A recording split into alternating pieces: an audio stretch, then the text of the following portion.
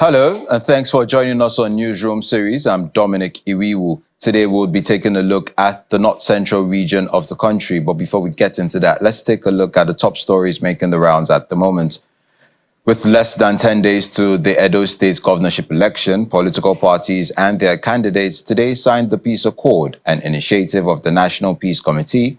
The event was also attended by the electoral umpire, INEC, the Inspector General of Police, Kayode Egbetokun, as well as civil society groups.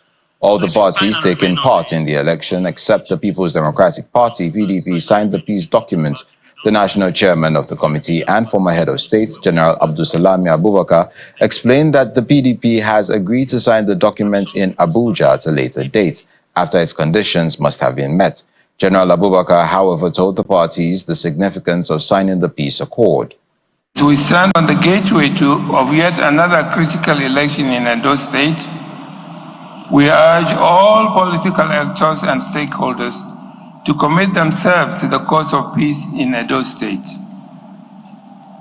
The signing of this peace accord signifies your readiness to place the interests of the people which you want to serve above individual or party ambitions.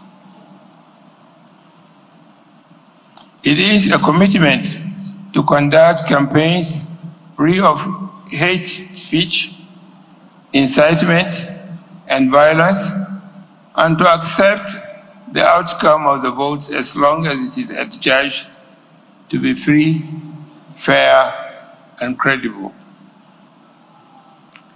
Elections, as you know, are a pillar of democracy, and in democracy, there are no losers. Only participants who play their part in advancing the will of the people they represent and serve. I appeal to all esteemed candidates, parties, and their supporters to remember that peace is the foundation upon which progress and development is built and established. Without it, none of the promises made to the people of Edo State can be fulfilled. The Nigerian Air Force has recovered 28 bodies after the air component of Operation Well Punch conducted a highly successful air interdiction mission on 11 September 2024, with several terrorists, weapons, and burnt motorcycles still being cleared in Shiroro local government area of Niger State. A statement signed by the Deputy Director of Public Relations and Information of the Force, Group Captain Kabiru Ali, says the mission targeted terrorists in Bassa upon receipt of a request for air support from friendly forces in the area. The statement explains that upon arrival, Nigerian Air Force air assets observed over 100 terrorists engaging friendly forces in a fierce firefight, and after confirming the positions of friendly troops, the NAF conducted precision strikes on the terrorists' positions. The statement adds that the strikes were devastating, neutralizing dozens of terrorists in successive passes.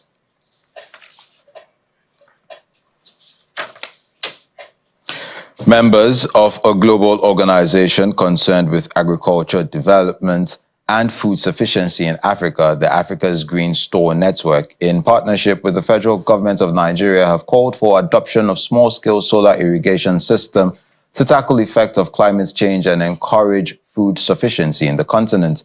The members of the group, holding a 5-day training conference at the RMT headquarters, Ilorin, are drawn from 12 African countries and Europe. The language coming out of the microphone is a language you understand. You may not need to do so. Okay? If you can understand what's coming out of the speakers. The participants came from such countries as Nigeria, Benin, Algeria, Cameroon, Italy, Germany, Mozambique, Burkina Faso, Senegal, Ethiopia, Malawi, Kenya, Mali, Togo, and Côte d'Ivoire, while other agencies involved include Humboldt Universitat, Zuberlin, Slay and Giz. Speaking during the opening ceremony, the executive director of the RMT, Dr. Olufemi Oladuni, emphasizes the need to get knowledge of the solar irrigation system technology down to local farmers. He says irrigation networks would have to be improved upon in Africa, adding that people in the southern part of Nigeria believe that irrigation should be in the north, but drought is everywhere. It's about food security. It's about how can we step up our food production through the irrigation system, so that we will not be food there will not be food shortage, and will be food sufficient in Nigeria. What we are building a network so that we can share initiatives, we can share ideas, we can share information to be able to develop food.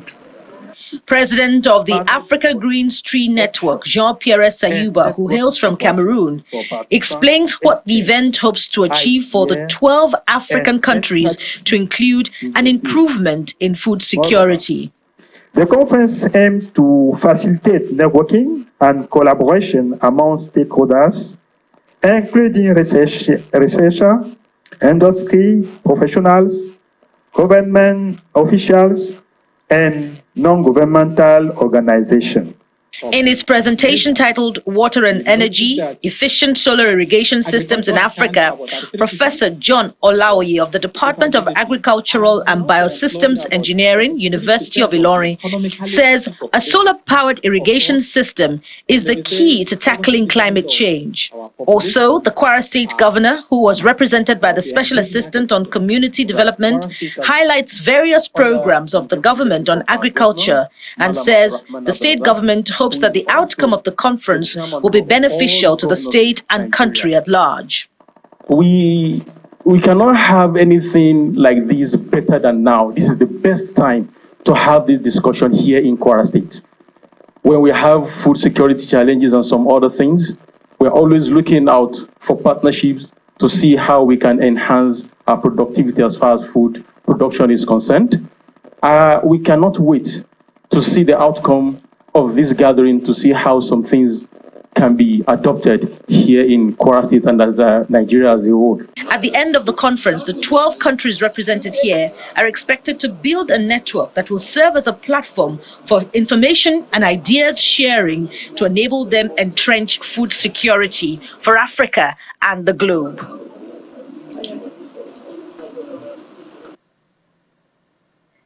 The Nasarawa Mining Company has signed a landmark cooperation agreement with a Chinese mining company for lithium mining and processing in the state, marking a significant milestone in the state's mining sector. The signing ceremony was presided over by the state's governor, Abdullahi Sule, at the government house in Lafia. The partnership grants the mining company the rights to extract lithium on one of the Nasarawa Mining Company's mining assets located in Endo community of Nasarawa local government area. As part of the agreement, the Chinese company will pay the Nasarawa Mining Company a sum of $1.5 million signature bonus and share profit as agreed. Additionally, the company will establish a lithium processing plant in Endo. The highlights of the agreement are that Nasarawa State is going to enter into a 10-year agreement with Ganfen for this license. The license will be issued in the name of Nasarawa State Mining Company, and will enter into a 10-year agreement with Ganfen. The idea is actually to open the opportunities for other people to come and enter into a new agreement. You will pay us $1.5 million to Nasarawa State government for this agreement. So you are paying us the remaining $500,000 2 weeks after you move to the site. This $1 million you are paying, we are given half of that, $500,000, to the community directly. And we want the community to select projects that are going to be, worth this $500,000. That's the reason why we invited the leaders of the community to come, the chairman to come, the community leaders of that particular site to come, and the overseer of the development area to be here. So they will work by identifying projects that are going to be beneficial to the people of that community. Still in Nasarawa State, the governor Abdullahi Sule said compressed natural gas and liquefied natural gas vehicles conversion centers will be established in the 3 senatorial zones of the state. He disclosed this at the graduation ceremony and presentation of certificates to 50 indigenous auto technicians recently trained by the state government on CNG LNG biofuel system conversion held in Lafia, the state's capital. According to the governor, instead of providing starter packs to the graduating trainees, his administration intends to build 3 conversion centers in the states where the trainees would not only demonstrate their skills and also transfer knowledge. Our correspondent, Halima Gayam, has this report. 50 indigenous auto technicians selected from various communities in Nasarawa State undergo verification as they prepare to proceed to Kaduna for a training on liquefied natural gas and compressed natural gas biofuel conversion. Their selection is in collaboration with the Nigeria Automobile Technicians Association, which comprises auto electricians and auto mechanics.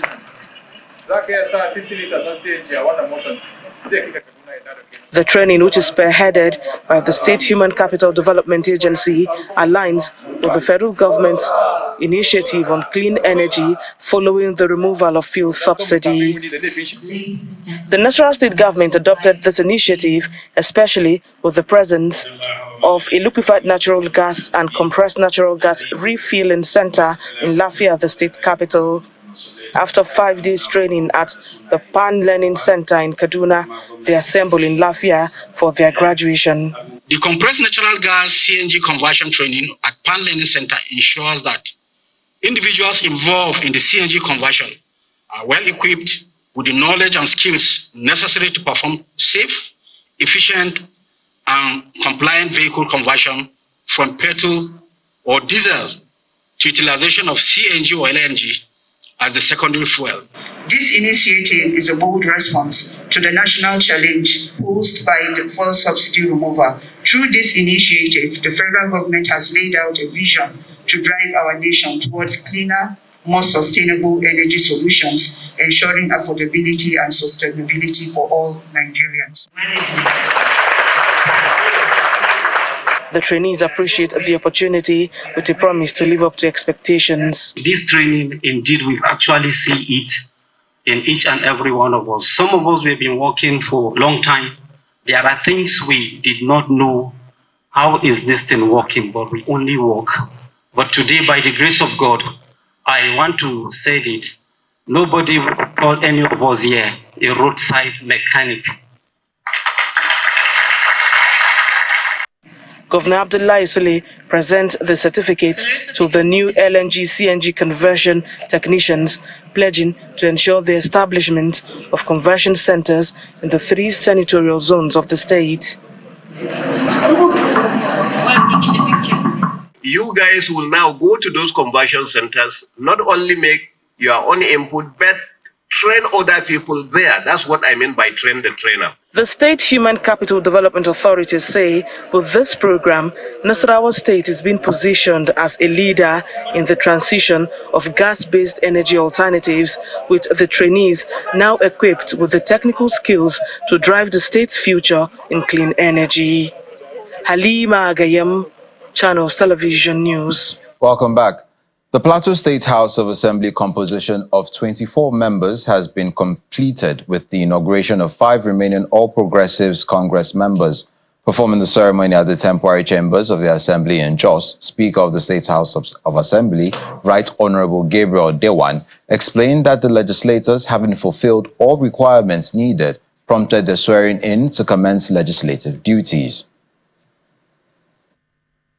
The Plateau State House of Assembly can now perform its legislative duties with full capacity following the swearing-in of remaining 5 members of the State Assembly. Last week, the Assembly announced a recess but had to invoke Order 5 of the House rules to enable it to seat and inaugurate the new members. Right Honorable Gabriel Dewan performs the brief ceremony during an emergency plenary held inside the temporary chambers of the Assembly. Former Speaker Yakubu Sanda led 4 others into the chambers for the oath-taking ceremony under the supervision of the Speaker. I, do solemnly swear and affirm that I will be faithful and bear true allegiance to the Federal Republic of Nigeria. The 5 members sworn in are Yakubu Sanda, former Speaker representing Pengana in Basa local government area, Owenda Govt, Kwan Pan North, Professor Theodore Mayaki, Kwan Pan South, Daliop Gyang, Jos South, and Dachong Dadong from Riom State constituency. We were having existing vacancy of 5 seats of the 5 existing constituencies that made up the 24 constituencies of Plateau State. And it is a non-fact that it is constitutional that those constituencies must have to be occupied. The little delay was the fact that the other bureaucratic processes were not being done. And as you know, we're on recess, but to show how committed we are as Parliament, how dedicated we are about the representation of people. One of the newly inaugurated legislators is confident that their time in the State Assembly will add value to legislative business. It's true that the 5 of us make up the full complement of the Plateau State House of Assembly, but it is also true that our colleagues that had been in the House before now had actually been dealing with the business of legislation. So all we will do is to come and add bite, to make it robust, to make it enriched, to bring to bear our own bundle of experiences, just so that the people of Plateau can have some more smiles than they're having, and to provide the basic support for the policies of government, for the business of government, by making laws that will complement it, not just for today, but for the generations yet to come. The swearing-in comes after a November 2023 Court of Appeal judgment, which returned 22 All Progressives Congress House of Assembly members to join other members elected under the Labour Party and Young People's Party to complete the 24 State Assembly membership. Students of Kogi State origin have commended Governor Usman Ododo for his contributions towards the development of the educational sector and his consistent prioritization of students' welfare in the state. The Kogi State Chairman, National Association of Nigerian Students, Gomina Kabiru, stated this in Lokoja, the state's capital, while addressing a press conference with the theme Empowerment Through Education, focusing on transformative power of learning and knowledge. The students across various tertiary institutions in the state have passed the vote of confidence on the state governor for his impactful policies and projects execution across the state. The students' leader noted that the present administration of Governor Usman Ododo has shown an unrelenting commitment to fostering an environment where students can thrive academically, socially, and professionally.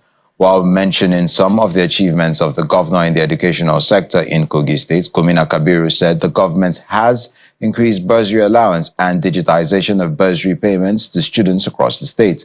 He stated that the present administration has done a lot in the areas of infrastructure developments, provision of adequate security on campuses, support for technological advancements and digital learning, as well as job creation and youth empowerment.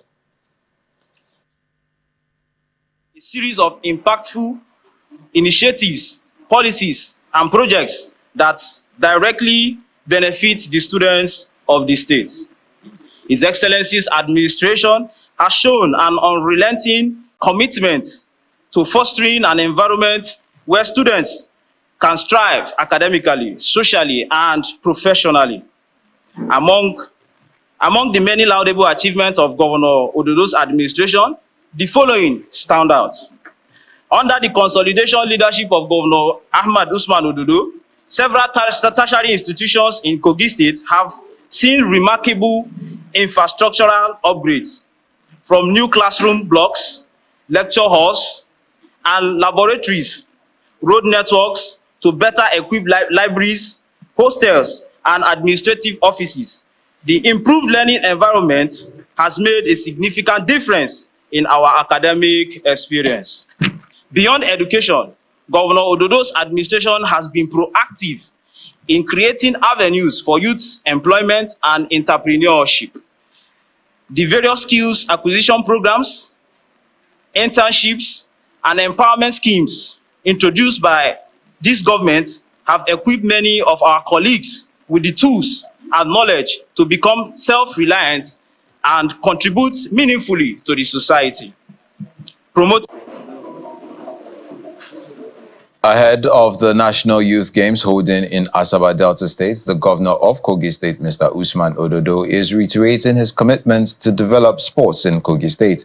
Speaking at the first sports summit held in Lokoja, the Kogi State capital, the Commissioner for Youth and Sports, Mr. Aridoa Joe, Monday, who represented the state governor, says the state is committed to strengthening sports as a social and economic transformation of Kogi State. Governor Ododo adds that Kogi State is rich in talent, which the government is willing to take advantage of. Thank you. It is a gathering of sports enthusiasts, stakeholders, and members of the Youth Service Corps as Kogi State holds its first sports summit with the theme, the evolution of sports towards state building. Differences in race, religion, ethnicity, and socio-economic status. The summit is to brainstorm and chart the way forward on how to develop sporting activities in Kogi State. The State Commissioner for Youth and Sports sets a tone for the event. We have an opportunity to shape the future of our sports ecosystem in a way that not only celebrates our athletes, but also foster unity, create jobs, and build a solid foundation for youth development. Sports have always been more than just competition. They are a platform for community development, national identity, and a powerful mechanism for state growth. The place of sport in youth and state development takes the center stage as a resource person sheds more light and others suggest a state of emergency be declared. Sports contribute significantly to the social and political stability of the nation. As Nigeria continues to navigate its diverse and dynamic identity, the role of sports remains pivotal in uniting its people. There is hardly any handball team in Nigeria that you will not see a Kogi indigene, because Kogi State was the mecca of handball then when we first came into this thing. What happened? Now we go to sports festival, we go to hire athletes because we cannot groom our own. We should declare a state of emergency of sports in Kogi State. And with this, we will be able to get to where we are. For athletes, funding is key in achieving results. Funding is a unified motivator. Why I'm saying this is this. If you motivate your athletes, they will give you what you want. But the moment you don't motivate your athletes, if you lie, you trade for 10 years, 10 months. Whatever years you can train your athletes, you will not get the substantial results. As the states brainstorm on sports development, stakeholders are optimistic that the state will take its pride of place in the nation's sport arena. The Federal Competition and Consumer Protection Commission is calling on stakeholders across Nigeria's production and distribution sectors to collaborate in addressing price fixing and other unethical practices. The Chief Executive of FCCPC, Mr. Tunji Bello, made this appeal during a stakeholders' engagement on exploitative pricing in Lagos. While acknowledging that the exchange rate and rising petrol prices have made previous price levels unsustainable, Mr. Bello criticized the sharp and unjustified increases in food prices. He attributed these disproportionate hikes to cartels exploiting consumers. We are here gathered today to address an issue of critical national importance, which affects everyone and which everyone is, of course, also talking about. It is the growing trend of unreasonable pricing of consumer goods and services across the country, on the one hand, and the unwholesome practice of market associations engaged in price fixing on the other hand. So we are not here to talk about price control. We don't have the power for price control. We are here to engage you we are here to talk about fair pricing in the market. And that's where we draw the curtains on this edition of Newsroom series. I'm Dominic Iwiwu. Stay safe.